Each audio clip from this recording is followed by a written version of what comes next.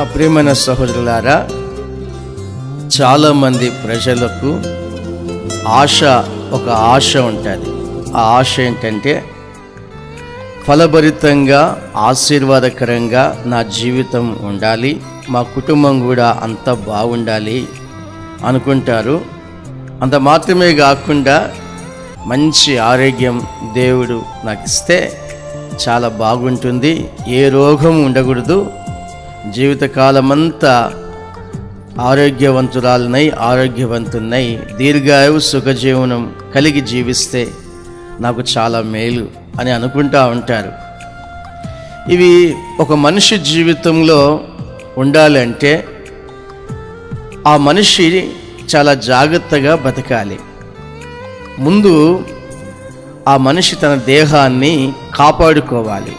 ఎందుకంటే ఆ దేహము దేవుడు నిర్మించుకున్నాడు తను ఉండటానికి. మన దేహము దేవుని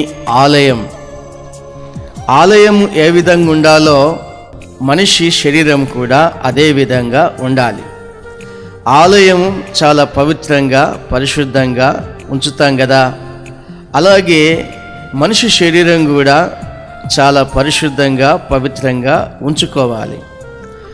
అప్పుడు అక్కడ దేవుని యొక్క ఆశీర్వాదాలు అక్కడికి వస్తాయి. దేవుని అనుగ్రహము ఆ వ్యక్తి పొందుకుంటాడు.